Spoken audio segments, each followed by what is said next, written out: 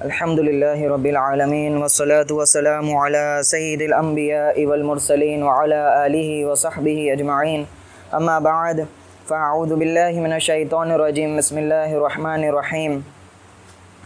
علم الامثال قرآن پاک کے عظیم علوم میں سے ایک ہے جس سے اکثر لوگ ناواقف ہیں۔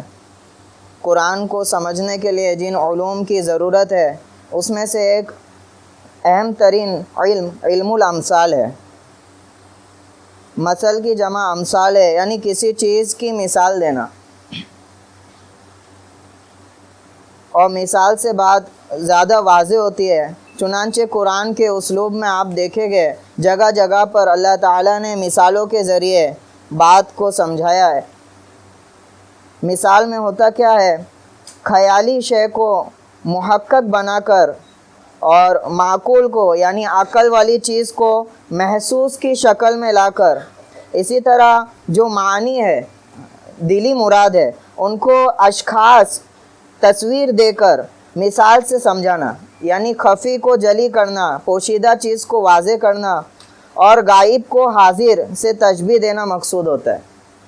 یعنی جن چیزوں کو ہم محسوس نہیں کر سکتے یا دیکھ نہیں سکتے، ان کا مشاہدہ نہیں کر سکتے، ایسی چیزوں کو سمجھانے کے لیے ایسی چیزوں سے مثال دینا جن کو آدمی دیکھ سکتا ہے، جن کو آدمی محسوس کر سکتا ہے، تاکہ نہ دکھنے والی چیزوں کے سمجھنے میں آسانی پیدا ہو۔ تو یہ مثالوں کے ذریعے قرآن میں اللہ تعالیٰ نے جگہ جگہ جو ہے باتیں سمجھائی ہے۔ اور ایک ہوتا ہے تشبیہ مفرد اور دوسرا ہوتا ہے تشبیہ مرکب۔ یہ آپ کو بتاتا چلوں کیونکہ اس جیسی آیتیں آگے بھی بہت سی مقامات پر آئے گی۔ تشبیہ مفرد کا مطلب ہوتا ہے کسی چیز کو آپ مثال دے رہے ہو کسی ایک فرد سے، جیسے کہا جاتا ہے زید کالاسد، زید جو ہے شیر کی طرح ہے، تو زید کی جو مثال دی گئی ہے، اس کی جو تشبیہ دی گئی ہے، وہ صرف ایک فرد شیر سے دی گئی ہے، تو اس کو بولتے ہیں تشبیہ مفرد۔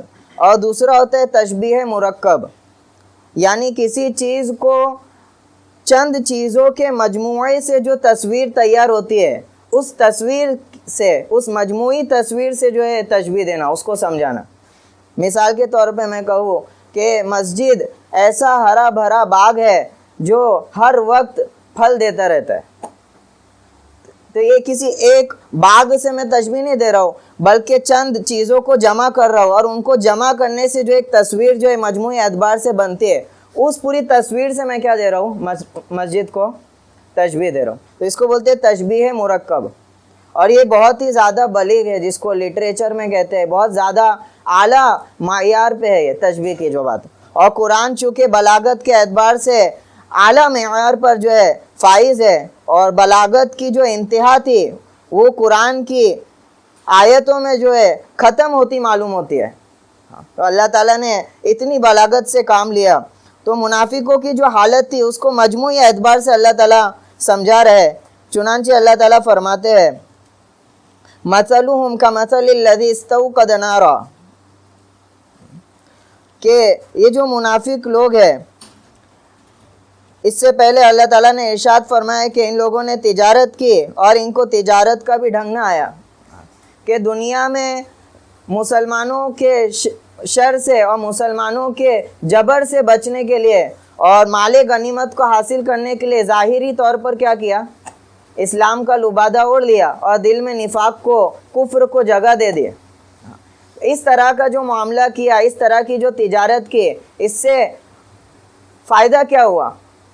اس سے ہوا بس یہ کہ دنیا میں ان کی رسوائی ہوئی، آیتوں کے ذریعے ان پر وعید اور لعن طعن کی گئی، اور آپ صلی اللہ علیہ وسلم کو وحی کے ذریعے ان کی خبر دی گئی، تو دنیا میں بھی رسوا ہوئے اور آخرت میں بھی کیا ہو گئے؟ ان کے کفر کو اللہ تعالیٰ ظاہر کر دے گا، ایمان والوں سے ان کو کیا کر دے گا؟ جدا۔ تو جو انہوں نے روش اختیار کی تھی، وہ ایسی روش اختیار کی جو نہ دنیا میں ان کے کام آئی نہ آخرت میں۔ تو وہی فرمایا تھا اولئک الذین اشتروا الضلالۃ بالہدی، کہ ان کو تجارت کرنا بھی نہیں آیا، کہ انہوں نے گمراہی کو لے لیا ہدایت کے عوض میں۔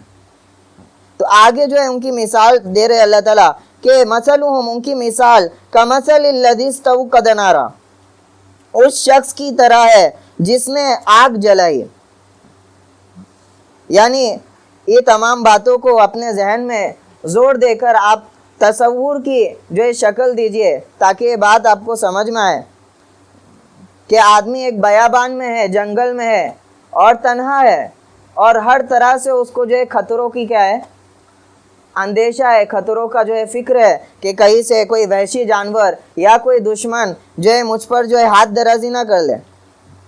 تو اس کی جو حالت ہوتی ہے گھبراہٹ کی، ایک وحشت کی، تو اس نے کیا کیا، مثلہم کمثل الذی استوقد نارا، اس شخص کی جرہ ہے جس نے ایک آگ کو جو ہے جلایا، ایک آگ کو جو ہے جوش دیا.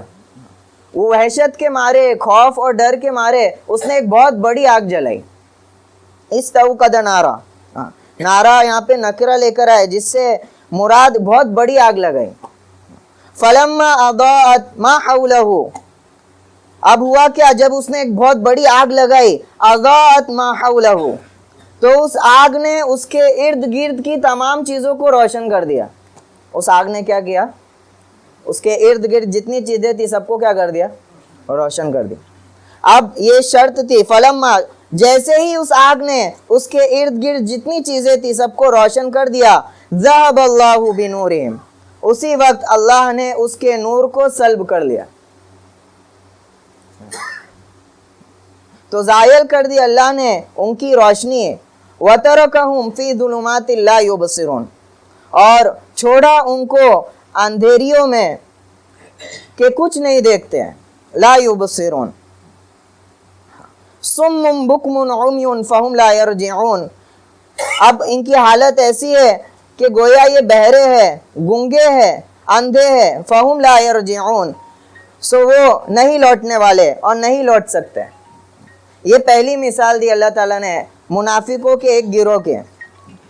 منافقوں کے دو گروہ کا یہاں پر ذکر ہے. اس میں سے پہلے گروہ کو مفسرین فرماتے اس مثال کے ذریعے سمجھایا گیا، یہ وہ گروہ تھا جس نے شروع سے کفر کو اپنے دلوں میں جمع کر رکھا تھا. کبھی ایمان کی طرف ان کا خیال گیا ہی نہیں، کبھی ایمان کے لیے ان کا دل نرم نہیں ہوا. سری کفر کو انہوں نے اپنے دلوں میں کیا کر لیا تھا، چھپا لیا تھا.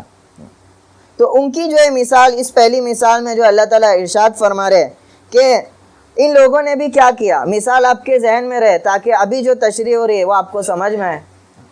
تو یہ جو منافق تھے پہلے قسم کے، ان لوگوں نے کیا کیا کہ جب دیکھا ان کی سرداری کیا ہو رہی ہے، ہاتھوں سے جا رہی ہے، اور دیکھا کہ اسلام کو قبول کر لینے سے ان کو جو ہے تھوڑی بہت جو ہے فائدہ، دنیاوی غرض ان کا پورا ہو رہا ہے، جیسے مال غنیمت کا ملنا اور مسلمانوں کے درمیان امن و امان کا ملنا.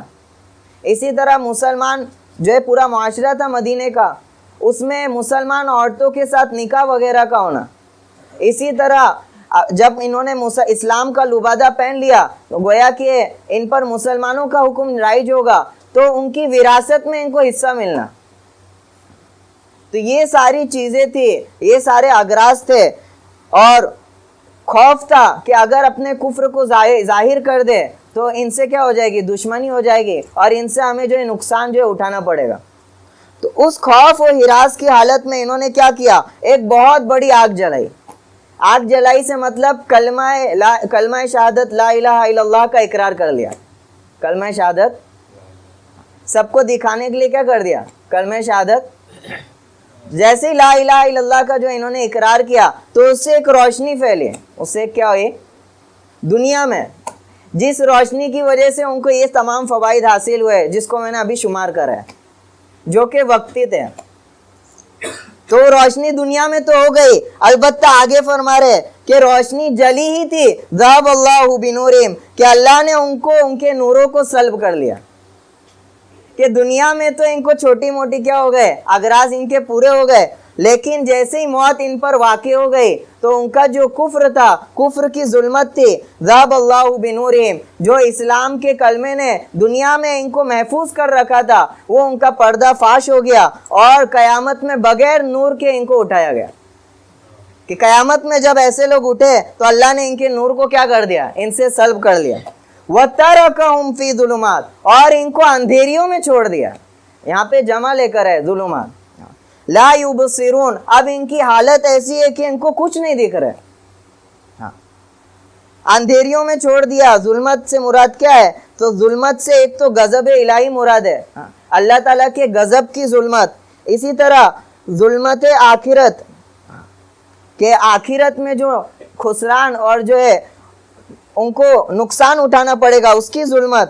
اور اسی طرح ظلمت قلب جو ان کے دلوں میں ایک فطرت تھی صحیح اور حق کو پہچاننے کی, اس فطرت کا انہوں نے استعمال نہیں کیا تو گویا کہ وہ فطرت کیا ہو گئی؟ ان سے چھین لی گئی.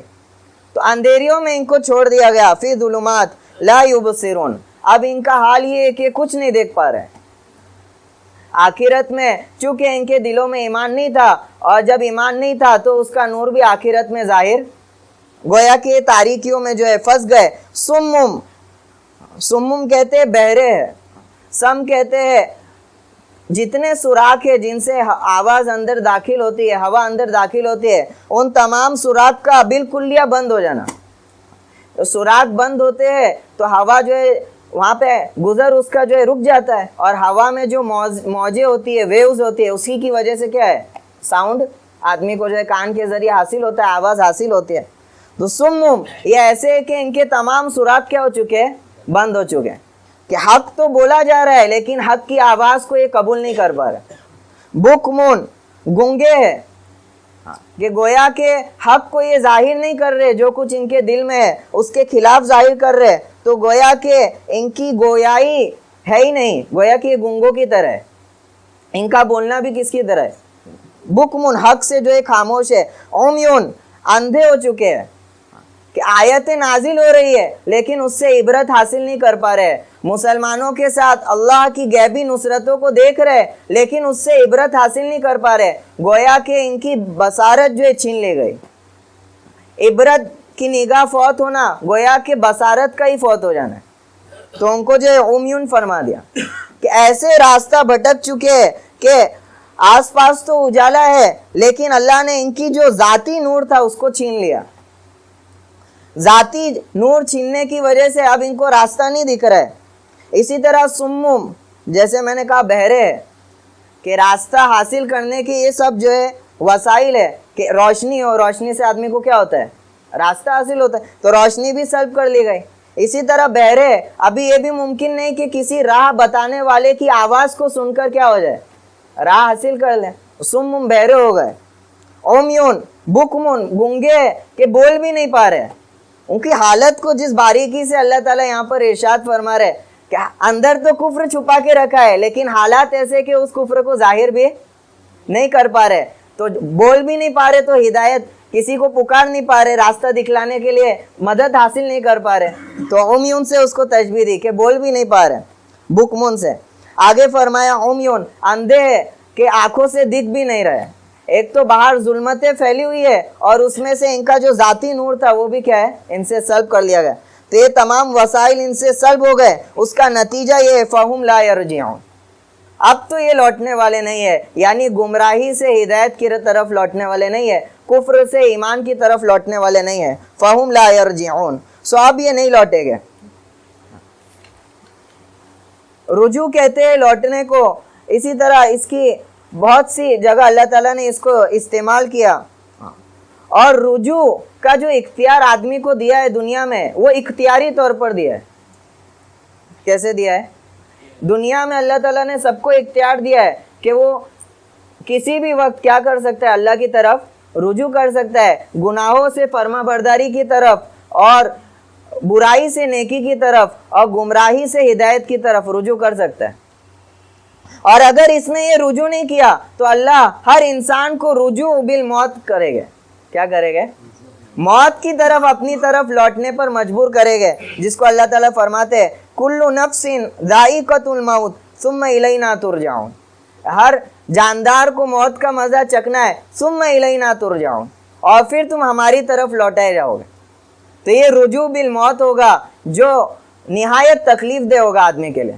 اس کی جو ہے تھوڑی بھی جو اکرام نہیں کیا جائے گا اور اس پر عذاب اور سختی کی جائے گی. اور جو رجوع آدمی اختیار کرتا ہے دنیا میں, وہ رجوع ایسا رجوع ہے جس رجوع پر اللہ تعالیٰ ارشاد فرمائے گے یا ایتھا النفس المطمئنہ ارجعی الی ربک راضیۃ مرضیہ, کہ تم نے دنیا میں کیا کر دیا؟ اللہ کی طرف رجوع ہو گئے، اپنے نفس کو مطمئن بنایا، ارجعی الی ربک، تو اب چنانچہ اپنے پروردگار کی طرف کیا کرو؟ رجوع کرو، راضیۃ مرضیہ، اس حال میں کہ تم اس سے راضی ہو، وہ تم سے راضی ہے۔ تو رجوع اللہ تعالیٰ نے اختیار میں دیا ہے، تو انہوں نے اس رجوع کا فائدہ نہیں اٹھایا، تو اللہ تعالیٰ نے فرما دیا کہ اب یہ نہیں لوٹے گے، چونکہ جب آدمی قدر نہیں کرتا ہے تو اللہ بھی اس کے اندر کی توفیق اور صلاحیتوں کو سلب کر لیتا ہے۔ تو یہ پہلے قسم کے منافق تھے جن کی مثال کو یہاں پہ ارشاد فرمایا ہے، وہ منافق تھے جنہوں نے کبھی ایمان کو اپنے اندر جگہ ہی نہیں لی۔ اب یہاں سے دوسرے کی گروہ کا جو ہے ذکر ہے کہ یہ وہ منافق تھے دوسری آیت میں جن کی مثال دی گئی ہے، جو کبھی کبھی ایمان کی طرف کیا ہونے لگتے تھے؟ مائل ہونے لگتے تھے۔ جب مسلمانوں کی جو ہے نصرت دیکھتے تھے اور غلبہ دیکھتے تھے، اسی طرح جو چیزیں ان کو پسند ہے ایسی آیتیں، ان کی طبیعت کے موافق اگر کوئی آیتیں نازل ہوتی، اس طرح کا جو معاملہ دیکھتے تو کیا کرتے؟ وہ ایمان کی طرف مائل ہونے لگتے، اسلام کی طرف مائل ہوتے، لیکن پھر اپنے جو ہے کفر اور نفاق اور جو دنیاوی غرض کی وجہ سے کیا ہو جاتے؟ کفر پر ثابت ہو جاتے۔ ان کی مثال فرمائی، او کصیب من السماء فیہ ظلمات ورعد وبرق، ان کی مثال ایسی ہے جیسے زور سے بارش پڑ رہی ہو آسمان سے، اس میں اندھیری ہے اور گرج ہے اور بجلی، فیہ ظلمات ورعد وبرق، بارش سے تشبیہ دی ان کی حالت کو، اور یہ تشبیہ اور زیادہ بلیغ ہے ماں قبل کی تشبیہ سے۔ سیب کہتے ہیں بارش کو، موسلا دھار بارش ہو، اور بعض کہتے ہیں کہ اندھیرے میں جو بارش ہو، یعنی ایک تو ہوتا ہے بارش کا اندھیرا، ایسی بارش ہوتی ہے کہ بادل جو ہے پورا آسمان کو کیا کر لیتے ہیں؟ ڈھانپ لیتے، تو اس وقت بھی اندھیرا ہوتا ہے۔ تو فرما رہے کہ ایسی بارش جو موسلا دھار ہو، جس نے اندھیرا کیا کر دیا ہو؟ پھیلا دیا ہو، اس کے ساتھ ساتھ رات کا بھی اندھیرا، اس کے ساتھ ساتھ کس کا اندھیرا؟ رات کا بھی اندھیرا ہو اور بارش کا بھی اندھیرا۔ ایسی تصویر میں ایک آدمی جو ہے جا رہا ہے، او کصیب من السماء، جو آدمی چل رہا ہے اور اس طرح کی بارش نے اس کو گھیر لیا ہے، اور اس بارش میں کیا ہے؟ فیہ ظلمات، تاریکیاں ہے، ابھی جیسے میں نے ذکر کیا، ورعد وبرق، اور گرج ہے اور بجلی ہے۔ رات کہتے ہیں بادل جو آپس میں ٹکراتے ہیں تو اس کی جو گرج ہوتی ہے، اور برق کہتے ہیں بجلی کو۔ تو بارش ایسی ہو رہی ہے کہ اس میں جو ہے گرج بھی ہے اور جو ہے بجلیاں بھی ہے۔ اب یہ آدمی جو جا رہا ہے بارش میں، یجعلون اصابعہم فی آذانہم من الصواعق، اتنی زور سے بجلیاں جو ہے کڑک رہی ہے کہ انگلیاں اپنے کانوں میں مارے کڑک کے، موت کے ڈر سے ڈالے ہوئے، کہ اپنی انگلیوں کو وہ کیا کر رہے ہیں؟ کانوں میں جو ہے داخل کر دے رہا ہے بجلی کی کڑک کی سختی کی وجہ سے، حذر الموت، اس کو لگ رہا ہے کہ اس کی آواز سے میں کیا ہو جاؤں گا؟ مر جاؤں گا۔ واللہ محیط بالکافرین، اور اللہ احاطہ کرنے والا ہے کافروں کو۔ پوری مثال آپ سن لیجئے، بعد میں اس کی تشریح کرتا ہوں۔ یکاد البرق یخطف ابصارہم، قریب ہے کہ بجلی اچک لے ان کی آنکھوں کو، ان کی نگاہوں کو، بینائی کو۔ بجلی اتنی زور سے چمک رہی ہے کہ ایسا معلوم ہو رہا ہے کہ ابھی ان کی بصارت کیا ہو جائے گی؟ نگاہیں جو اچک لے گی۔ کلما اضاء لہم، جب چمکتی ہے ان پر تو چلنے لگتے ہیں۔ ابھی بتائیں اندھیرا کتنا زیادہ ہے، اب اس میں درمیان میں جب بجلی چمکتی ہے تو تھوڑی بہت کیا ہو جاتی ہے؟ روشنی ہوتی ہے، تو روشنی میں جب تھوڑا بہت دکھنے لگتا ہے تو کیا کرتے ہیں؟ آگے چلتا ہے۔ وَإِذَا أَظْلَمَ عَلَيْهِمْ قَامُوا، اور جب اندھیرا ہوتا ہے تو کھڑے رہ جاتے ہیں، اور جب بجلی چمکنا بند ہو جاتی ہے تو کیا ہو جاتا ہے؟ پھر وہ ظلمات اور اندھیری جو ہے چھا جاتی ہے، اور یہ پھر کھڑا ہو جاتا ہے۔ اب اس کو سمجھ میں نہیں آ رہا ہے کہاں چلنا ہے اور کہاں نہیں چلنا۔ وَلَوْ شَاءَ اللَّهُ لَذَهَبَ بِسَمْعِهِمْ، اگر چاہے اللہ تو لے جائے ان کے کان اور آنکھیں، وَأَبْصَارِهِمْ إِنَّ اللَّهَ عَلَى كُلِّ شَيْءٍ قَدِيرٌ، بے شک اللہ ہر چیز پر قادر ہے۔ دوسری مثال میں اللہ تعالیٰ نے ان منافقوں کا بیان کیا جو کبھی کبھی اسلام کی طرف مائل ہوتے تھے۔ ان کی حالت ایسی ہے جیسے ایک موسلا دھار بارش میں آدمی پھنسا ہوا ہو، اور بارش موسلا دھار ہو، اس میں تاریکیاں ہو، گرج ہو، بجلی ہو۔ سیب سے مراد کیا ہے؟ یہاں پہ ابھی مثال کو سمجھایا جائے گا۔ سیب سے مراد ایمان و قرآن ہے۔ بارش کون سی ہے؟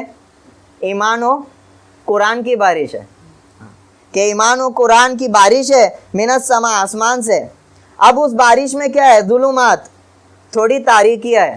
تاریکیوں سے مراد ان کے دل میں جو کفر و نفاق ہے وہ تاریکی مراد ہے. فیہ ظلمات ورعد وبرق، اور گرج ہے اور بجلی ہے. رعد سے مراد کیا ہے؟ جو آیتیں جن میں کفر و نفاق پر وعید کیا ہے؟ مذکور ہے، وہ آیتیں مراد ہے. کہ ایسی بارش ہے، دین اسلام قرآن جو ہے بادل کی شکل میں، بارش کی شکل میں آیا ہوا ہے، اور اس میں ظلمت ہے بہت زیادہ. تو ظلمت جو ہے ان کے دل کے اندر کا جو کفر و نفاق ہے وہ والی ظلمت ہے. اور رعد کیا ہے؟ جو ان آیتوں میں نفاق اور کفر پر وعید ہے عذاب عظیم کی، وہ رعد ہے. اور برق کیا ہے؟ وہ قرائن ہے، وہ دلیل ہے، قرآن کی مضبوط دلیل ہے، جس نے کفر و نفاق کی قلعے کو کیا کر دیا؟ نیست و نابود کر دیا.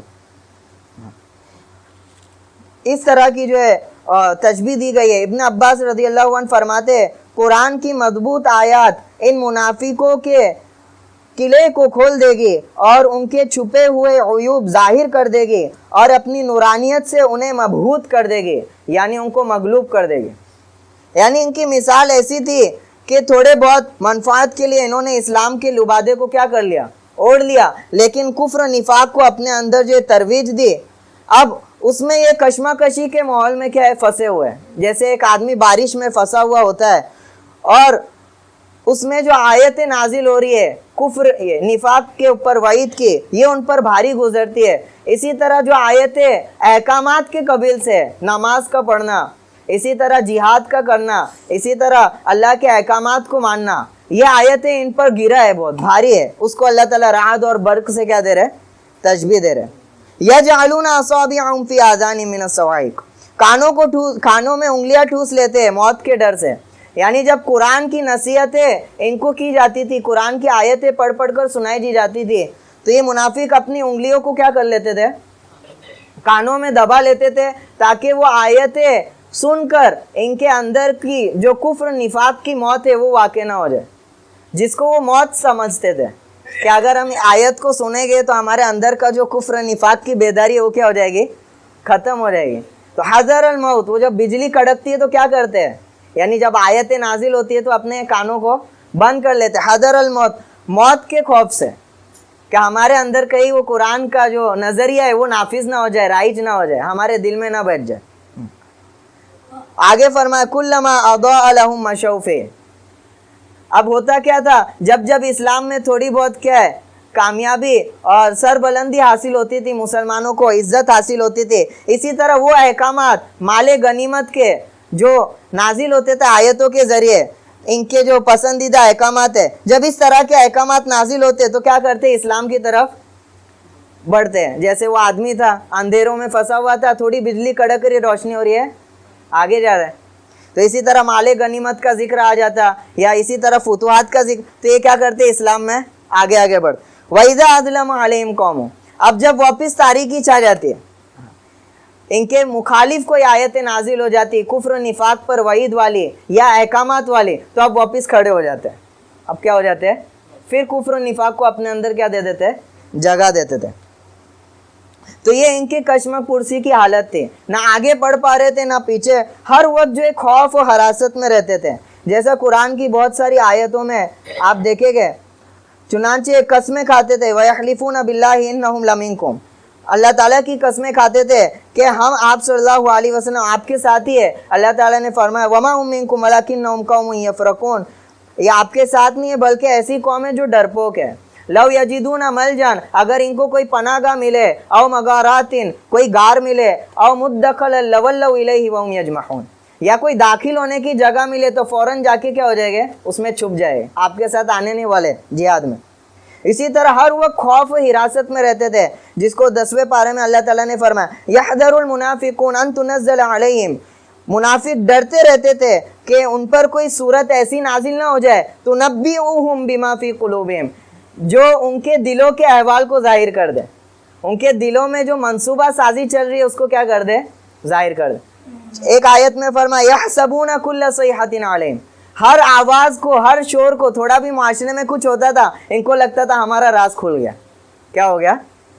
تو اسی کی تمثیل اللہ تعالیٰ نے اس مثال کے ذریعے دی.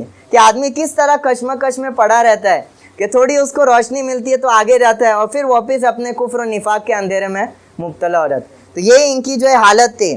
اللہ تعالیٰ فرما رہے کہ ان کو لگ رہا ہے اپنے کانوں میں انگلیوں ٹھوس کے کہ ہدایت سے کیا ہو جائے گا، بچ کر جو عذاب ہے اس سے بھی بچ جائے گے۔ تو یہ ایسا نہ سمجھے کہ اس ہدایت سے اعراض کرنے کا اور اس کو تردید، اس کو رد کرنے کا جو عذاب ہے وہ اللہ تعالیٰ جو ہے ان کو دے کر رہے گا۔ چنانچہ اللہ نے فرمایا واللہ محیط بالکافرین، اللہ تعالیٰ ان کافروں کا احاطہ کیے ہوئے ہے، کہیں یہ اللہ کے احاطے سے باہر نہیں جانے والے، یہ اللہ سے بچنے نہیں والے۔ واللہ محیط بالکافرین۔ آگے اللہ تعالیٰ نے فرمایا اللہ تعالیٰ چاہے تو ان کے اس کفر و نفاق کی وجہ سے ان کی ظاہری کانوں کی سننے کو اور ان کے دیکھنے کو بھی کیا کر دے، سلب کر دے۔ جس طرح ان کے باطنی دیکھنے اور سننے کو انہوں نے استعمال نہیں کیا، تو اس کی وعید میں اللہ تعالیٰ چاہے تو ظاہری دیکھنا اور سننا بھی ان کا کیا کر دے، سلب کر دے۔ ان اللہ علی کل شیء قدیر، اور اللہ تعالیٰ یقیناً ہر چیز پر کیا ہے، قادر ہے۔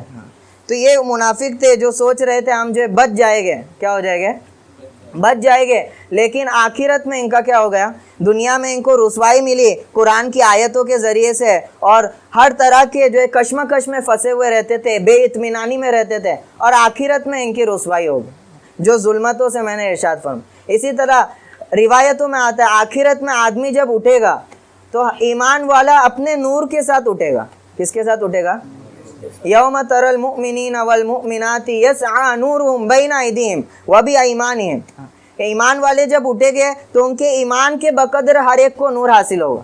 ابن عباس فرماتے کسی کو پہاڑ جتنا نور حاصل ہوگا، اس کا نور اتنے دور دور تک پھیلا ہوا ہوگا، اور کسی کو کھجور کے درخت کے برابر نور حاصل ہوگا، اور کسی کو انگوٹھا جو ہوتا ہے انگلی اتنا نور حاصل ہوگا، کبھی جلے گا کبھی بجھے گا، اور اس نور کے سبب وہ کیا کرے گا، پل صراط کا راستہ طے کرے گا۔ جس کو منافقوں کو اللہ تعالیٰ یہاں پہ تو نہیں، قیامت میں اس نور کو سلب کر لے گا، جس کا ارشاد قرآن میں یقول المنافق یوم یقول المنافقون والمنافقات للذین آمنوا، جس دن منافق کہے گے ایمان والوں سے انظرونا نقتبس من نورکم، کہ ہم پر بھی دھیان دو، نقتبس من نورکم، ہم تمہارے نور میں سے کیا کر لے، تھوڑا سا حاصل کر کے ہم بھی راستہ طے کر لے۔ قیل ارجعوا وراءکم، پھر ان سے کہا جائے گا لوٹ جاؤ، وراءکم اپنے پیچھے، فالتمسوا نورا، اور ادھر جا کے نور ڈھونڈو، اس نور میں تمہارا کوئی بھی حصہ۔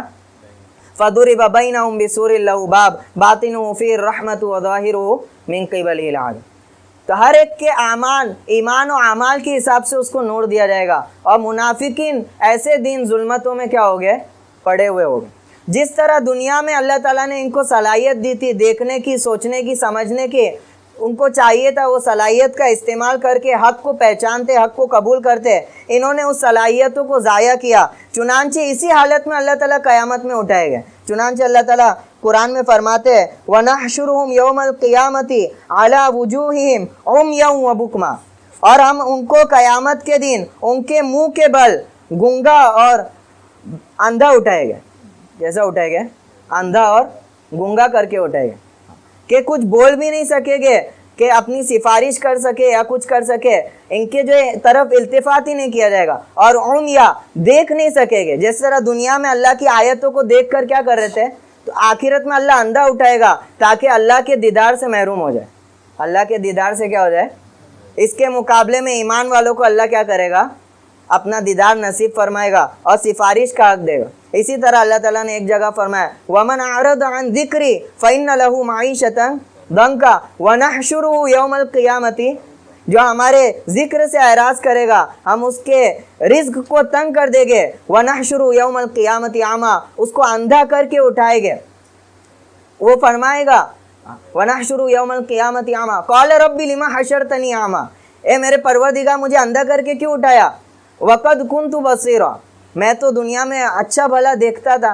قَالَ كَذَلِكَ أَتَتْكَ آيَاتُنَا، اللہ تعالیٰ کہے گے میری آیتیں اسی طرح تیرے پاس آتی رہی، فَنَسِيتَ، اور تو ان کو بھلاتا رہا، نظر انداز کرتا رہا، وَكَذَلِكَ الْيَوْمَ تُنْسَىٰ، تو آج کے دن تجھے نظر انداز کیا جائے گا۔ تو ان کی پکار کی طرف التفات نہیں کیا جائے گا، ان کی جو ہے اندھا اور بہرا اور گونگا کر کے ان کو اٹھایا جائے گا۔ تو یہ منافقین کی مثال تھی۔ اب جب کہ تینوں گروہ کا جو ذکر ہو گیا، سب سے پہلے ایمان والوں کا ذکر تھا، اس کے بعد 2 آیتوں میں کفار کا ذکر ہوا، اس کے بعد 13 آیتوں میں کن کا ذکر ہوا؟ منافقین کا ذکر ہوا۔ گویا کہ پوری انسانیت کو اللہ تعالیٰ نے 3 گروہ میں کیا کر دیا؟ تقسیم کر دیا۔ تو اسلام میں جو تقسیم ہوتی ہے انسانوں کی، وہ ایمان و اعمال کے اعتبار سے ہوتی ہے، قبیلے اور صلاحیت کی بنیاد پہ نہیں ہوتی ہے کہ ایمان و اعمال درست ہے تو آدمی جو ہے ان کے گروہ میں شامل ہوگا، اور فاسد ہے تو فاسدین کے گروہ میں شامل ہوگا۔ پوری انسانیت کو 3 گروہ میں اللہ تعالیٰ نے تقسیم کر دیا۔ آگے 2 آیتیں محض، ان میں اللہ تعالیٰ نے پوری انسانیت کو جو ہے مخاطب فرمایا، اور قرآن کا جو پیغام ہے، اول پیغام، سب سے پہلا پیغام ہے، اس کو یہاں پہ پیش کیا۔ چنانچہ اللہ تعالیٰ فرماتے ہیں یا ایھا الناس اعبدوا ربکم الذی خلقکم والذین من قبلکم لعلکم تتقون، اے لوگو بندگی کرو اپنے رب کی جس نے پیدا کیا تم کو اور ان کو جو تم سے پہلے تھے، تاکہ تم پرہیزگار بن جاؤ۔ یہاں پہ جو اللہ تعالیٰ مخاطب ہے پوری انسانیت سے، ایسا نہیں صرف ایمان والوں سے یا کفار سے یا منافقین سے، بلکہ پوری انسانیت سے اللہ مخاطب ہے۔ اور جو پیغام اللہ تعالیٰ اس میں دے رہے وہ اسلام کا بنیادی اور اہم ترین پیغام اللہ تعالیٰ اس کے ذریعے دے رہا ہے، اور وہ پیغام ہے توحید کا۔ وہ پیغام ہے کس کا؟ آیت میں آپ غور فکر کریں، اللہ نے جو خطاب کیا یا ایھا الناس، کیا کیا ہے؟ ناس کہتے ہیں لوگوں کو، اس میں جو ہے کافر بھی شامل ہے اور مومن بھی شامل ہے بلا تفریق۔ اور اسی طرح بعض علماء کہتے ہیں ناس جو ہے نسیان سے بنا ہے۔ کس سے بنا ہے؟ یعنی بھول جانا۔ تو اس طرح آدمی کو اللہ تعالیٰ گویا کہ لطیف اشارہ کر رہے ہیں کہ تم بھول گئے ہو، جان بوجھ کے نہیں تو بھول سے بھول گئے ہو اس پیغام کو، اس عہد کو جو میں نے تم سے لیا تھا الست بربکم کا، کہ اہل الست کو تم کیا ہو گئے ہو؟ بھول گئے ہو۔ اس پیغام کو یاد دلا رہے۔ اعبدوا ربکم، آگے اللہ تعالیٰ فرما رہے بندگی کرو اپنے پروردگار کی۔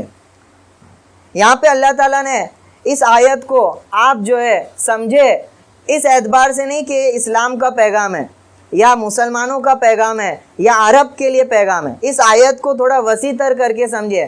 ہم دین اسلام کی بات بعد میں کریں گے، شریعت محمدیہ کی بات ہم بعد میں کریں گے۔ اب محض اس آیت کو اس اعتبار سے سنیں کہ بنانے والے کا پیغام ہے، یہ کافروں کے لیے بھی ہے، عام لوگوں کے لیے بھی ہے۔ کیا پیغام ہے بنانے والے کا؟ تو اللہ تعالیٰ فرما رہے عبادت کرو ربکم، اپنے پروردگار کی۔ یہاں پہ اللہ تعالیٰ نے کسی اپنے نام کو ذکر نہیں کیا، اللہ نہیں کہا، یا اسی طرح اپنے کوئی اسماء صفات کو ذکر نہیں فرمایا اعبدوا الرحمن۔ یہاں پہ جو بنیادی اللہ کا جو ایک صفت ہے ربکم، پروردگار۔ پروردگار کہتے ہیں ہر ایک کی ضرورت کو پوری کرنے والے کو، اس کو جو ہے دھیرے دھیرے نشو نما کرنا اور اس کو تکمیل تک پہنچانے والے کو، اس کو کہتے ہیں پروردگار۔ کہ جو تمہارا پروردگار ہے جس نے تمہیں پیدا کیا، نابود سے بود بنایا، کچھ نہیں سے کچھ بخشا، اور تمہاری تربیت کی، تمہیں اعلیٰ ترین جو ہے سانچے میں ڈھالا، اس پروردگار کی عبادت کرو۔ آگے اس کی صفت بیان کی الذی خلقکم، وہ کون پروردگار ہے؟ جس نے تم کو پیدا کیا، والذین من قبلکم لعلکم تتقون، اور تم سے پہلے لوگوں کو پیدا کیا۔ اور عبادت کرو کیوں؟ تاکہ تم کیا ہو جاؤ؟ بچ جاؤ، پرہیزگار بن جاؤ، جہنم کی آگ سے بچ جاؤ یا شرک سے بچ جاؤ۔ عبادت کہتے ہیں علامہ آلوسی تفسیر بیان میں کہ عبادت کہتے ہیں اپنی پوری طاقت مکمل فرما برداری میں صرف کرنا اور خوف و عظمت کے پیش نظر نافرمانی سے دور رہنا، یہ عبادت کا مفہوم ہے۔ اسی طرح مالکی یوم سورۃ الفاتحہ میں عبادت کے 10 معنی میں نے بتائے تھے امام غزالی کے، اس کو بھی آپ یہاں پہ لے لیں۔ تو عبادت کا جو معنی ہے وہ وسیع ہے، چنانچہ یہ آیت میں ہر ایک سے خطاب ہے، ایمان والوں سے خطاب ہے اور مشرکین سے خطاب ہے اور کفار سے خطاب ہے، اور ہر ایک کے لیے الگ معنی ہوگا۔ ہر ایک کے لیے کیا ہوگا؟ منافقین کے لیے اس سے پیغام یہ ہوگا کہ اپنے پروردگار کی کیا کرو؟ عبادت کرو۔ عبادت کا معنی ان کے لیے یہ ہوگا کہ جو نفاق اور کفر اپنے دل میں پالے ہوئے ہو اس سے توبہ کرو اور خلوص اپنے دل میں پیدا کرو۔ اسی طرح کفار کے لیے اس کا پیغام یہ ہوگا کہ مخلوق پرستی سے توبہ کرو۔ مخلوق پرستی سے کیا کرو؟ توبہ کرو۔ اور اسی طرح گنہگار ایمان والوں کے لیے اس کا پیغام یہ ہوگا کہ اپنے پروردگار کی عبادت کرو، گناہوں سے توبہ کر کر اس کی اطاعت و فرما برداری کو اپنے گلے میں ڈال لو۔ اسی طرح مومنین جو صالح لوگ ہیں ان سے اس کا خطاب یہ ہوگا اپنے پروردگار کی عبادت کرتے رہو اور فرما برداری میں مزید ترقی کرتے رہو اور تقوی کے نئے معیار کو حاصل کرتے رہو۔ آگے جو صفت فرمائی الذی خلقکم والذین من قبلکم، بڑا اصولی ضابطہ اللہ تعالیٰ فرما رہے ہیں انسانوں سے مخاطب ہو کہ دیکھو ایسے پروردگار کی، تمہارا بھی یہ ماننا ہے کہ پیدا کرنے والا تو ایک ہے۔ پیدا کرنے والا کون ہے؟ سب کو پیدا کرنے والی ایک ذات ہے۔ والذین من قبلکم، تم کو بھی پیدا کیا اور تم سے پہلے جو لوگ ہیں ان کو بھی کیا کیا؟ پیدا کیا۔ تو ایسی ذات جو تم کو پیدا کرنے والی ہے اور تم سے پہلے جتنے لوگ گزرے ان کو کیا کرنے والی ہے؟ اس کی عبادت کرو۔ اس کی کیا کرو؟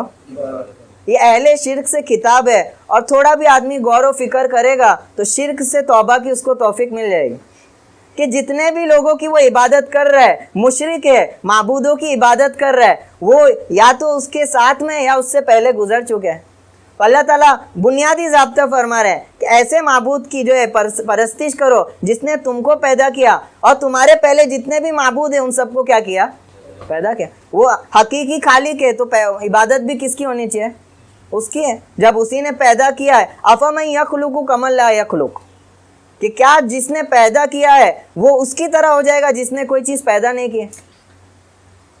کہ پیدا کرنے والے اور نہ پیدا کرنے والوں کے درمیان فرق ہونا چاہیے۔ عبادت کا حق صرف پیدا کرنے والوں کے لیے خاص ہونا چاہیے۔ پیدا کرنے والے کا حق ہے کہ اس کے سامنے پیشانی جھکائے جائے۔ اللہ کے علاوہ تخلیق، اللہ کی اعانت، ہمسر اور برابری کون کرتا؟ اللہ تعالیٰ کے فعل تخلیق میں کوئی اس کی مدد بھی نہیں کر سکتا ہے۔ یہ تخلیق محض اللہ ہی کا امتیاز ہے، یعنی کسی چیز کو از سرے نو وجود دینا بغیر کسی نمونے کے۔ جو آج کل کے ایجادات ہوتے ہیں اور جو بھی ساری چیزیں ہوتی ہیں اللہ کے علاوہ، وہ تخلیق نہیں ہوتی، ترکیب ہوتی ہے۔ کیا ہوتی ہے؟ ترکیب کا مطلب ہوتا ہے موجود چیزوں کو آپس میں ملا کر کچھ اس طرح کیا کر دینا، شکل دے دینا کہ وہ کیا ہو جائے، کچھ مخصوص فائدہ دینے لگے۔ لیکن تخلیق، نابود سے بود بنانا، ایک ایٹم کو کریٹ کر دینا۔ کس کو کر دینا؟ ایٹم کو کریٹ کر، یہ محض اللہ کے قبضے قدرت میں، اس میں اللہ کا شریک کوئی نہیں ہے۔ اس کو اللہ تعالیٰ نے آیت میں بڑی خوبصورتی سے فرمایا، ان الذین تدعون من دون اللہ لن یخلقوا ذبابا، جس کو یہ اللہ کے علاوہ پکار رہے لن یخلقوا ذبابا، وہ ایک مکھی کو بھی نہیں بنا سکتے۔ وَلَوِ اجْتَمَعُوا لَهُ، اگرچہ اس سارے لوگ اس پر جمع ہو جائیں۔ مکھی کو بنانا تو دور کی بات، وَإِن يَسْلُبْهُمُ الذُّبَابُ شَيْئًا لَا يَسْتَنقِذُوهُ مِنْهُ، اگر مکھی اپنا ڈنک ان کے جو ہے اندر ڈال دے تو اس کو اپنے سے دفع کرنے پر بھی ان کو قادر نہیں ہے، قدرت نہیں ہے۔ تو اللہ تعالیٰ اسی اصول کی طرف توجہ کر رہے، بھائی آپ کس کی عبادت کر رہے ہو، سوچو۔ عبادت کا حق اسی کو ہے جس نے آپ کو پیدا کیا اور آپ سے پہلے تمام چیزوں کو کیا کیا؟ پیدا کیا۔ تو یہ عبادت اگر اسی کی کرو گے تو کیا ہو جاؤ گے؟ آخرت میں عذاب سے بچ جاؤ گے۔ تو بنیادی اصول ہے ایمان والوں کے لیے بھی، کفار کے لیے بھی، اس کے ذریعے دعوت دی جائے ہمارے بھائیوں کو۔ اسی طرح لعلکم تتقون، تاکہ تم کامیاب ہو جاؤ۔ ہم اتنی عبادت کریں، ہم کتنی مشقت کریں، یہاں پہ جو سیگا آیا شاید تم کامیاب ہو جاؤ۔ کیا ہو جاؤ؟ یعنی کامیابی کا دار و مدار ہمارے عمل پر نہیں ہے۔ ہم عمل کر رہے ہیں، ہم نیک ہیں، تو اس کی ضمانت نہیں ہے کہ ہم کو جنت ملنے ہی والی ہے۔ اللہ فرما رہے کہ شاید کامیاب ہو جاؤ، جنت جو ملے گی میرے فضل سے ملے گی۔ کس سے ملے گی؟ ہماری عبادتوں پر بھروسہ لگانا اور ہمارے اعمال پر بھروسہ کرنا، یہ محض کیا ہے؟ ایک دھوکہ ہے۔ تو لعلکم تتقون، آگے جو ہے اللہ نے بنیادی نعمت گنوا دی، اب جو ہے اس کے ارد گرد جو نعمت تھی اس کا ذکر فرما رہے اور آیت ختم کرے گا انشاءاللہ۔ اور ایسی ذات ہے الذی جعل لکم الارض فراشا، کہ وہ ایسی ذات ہے جس کی عبادت کی طرف اللہ پکار رہے، جس نے زمین کو فرش بنایا ہے۔ جس نے زمین کو کیا بنایا؟ فرش کہتے ہیں ایسی چیز کو، ایسے زمین کو جو مسطح ہو، کیا ہو؟ فلیٹ بولتے ہیں جس کو، یہ جس میں گزر بسر کرنا کیا ہو؟ آسان ہو۔ اسی طرح اس میں تعمیر کرنا کیا ہو؟ آسان ہو۔ یہاں پہ بس کیفیت کو بتانا مقصود ہے۔ بعض ملحدین اس سے اشکال کرنے لگے کہ قرآن میں دنیا کو فلیٹ بتایا گیا ہے۔ کیا بتایا گیا ہے؟ دنیا کو، حالانکہ دنیا کیا ہے؟ گول ہے۔ تو اللہ تعالیٰ نے دنیا کی جو شکل تھی اس کو بیان کرنا مقصود ہی نہیں ہے۔ مقصود تو آدمیوں کو جس چیز سے فائدہ ہے وہ بیان کرنا ہے۔ آدمیوں کو جو دنیا سے فائدہ ہے اس کی فرش نما زمین سے فائدہ ہے، کہ ہے تو دنیا گول، اللہ نے اس کا نظام اس طرح بنا ہے، اتنا وسیع تر بنا ہے کہ آدمی کو فرش نما معلوم ہوتی ہے۔ ہم یہاں پہ بیٹھے ایسا لگ رہا ہے کہ ہم گول جگہ پہ بیٹھے ہیں، یا تعمیر کرنا مشکل ہو گیا ہے، بڑی بڑی عمارتیں بن رہی آسانی سے، حالانکہ دنیا کیا ہے؟ گول۔ تو جو آپ کے لیے کیفیت ہے وہ کیسی بنا دی اللہ تعالیٰ نے؟ فرش نما بنا۔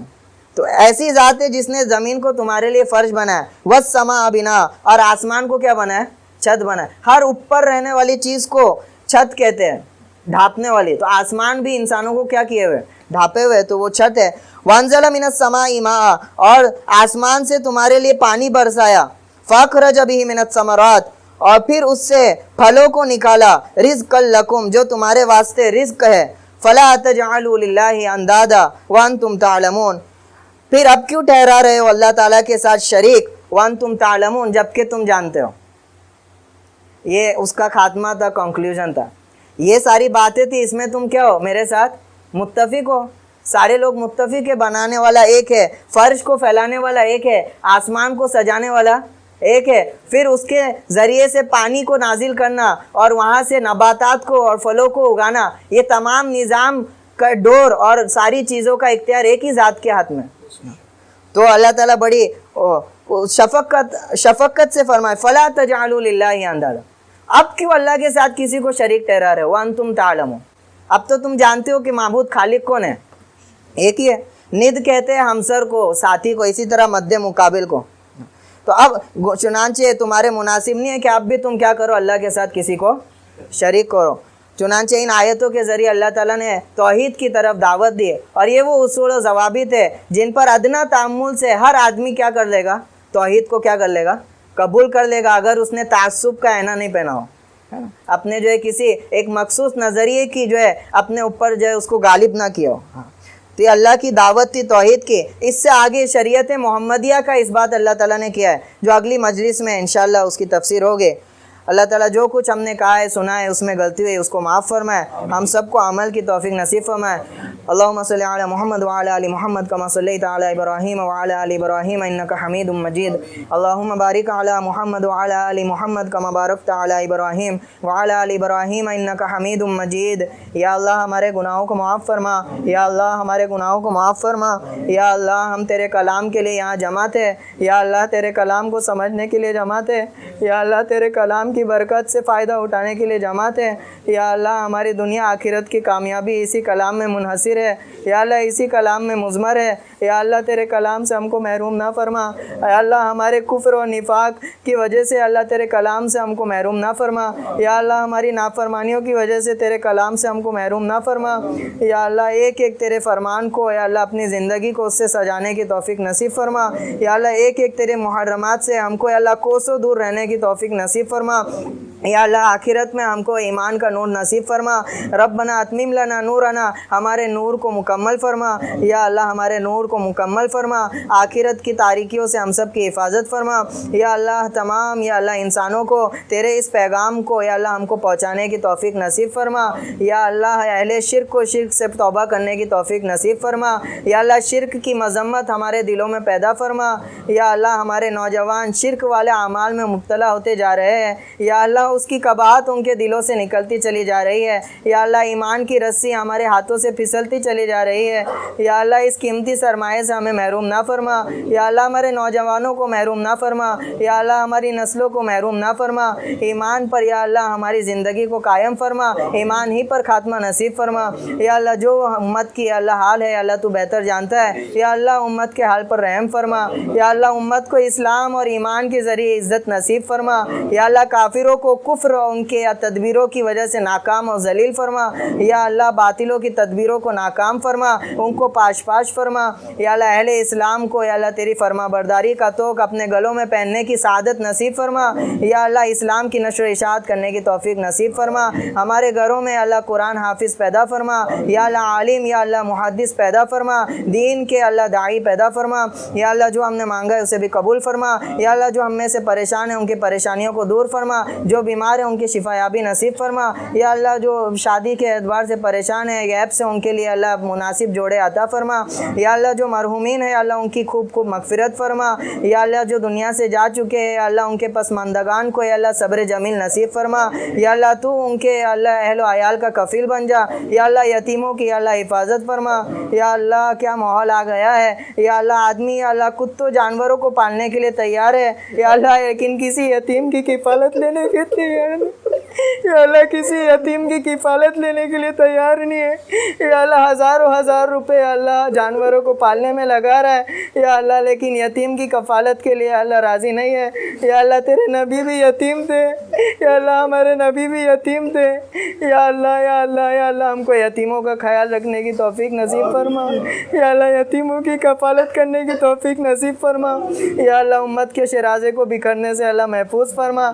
یا اللہ کافروں کے شیرازے کو یا اللہ بکھیر دے، یا اللہ ان کو پاش فرما۔ یا اللہ جو بیمار ہیں ان کی شفا یابی نصیب فرما، جو مانگے اسے بھی قبول فرما، جو مانگنے سے رہ گئے اسے بھی قبول فرما۔ ہماری تمام دعاؤں کو حضور پاک صلی اللہ علیہ وسلم کے صدقے و طفیل قبول فرما۔ آمین آمین یا رب العالمین۔ سبحان ربک رب العزت عما یصفون وسلام علی المرسلین والحمد للہ رب العالمین۔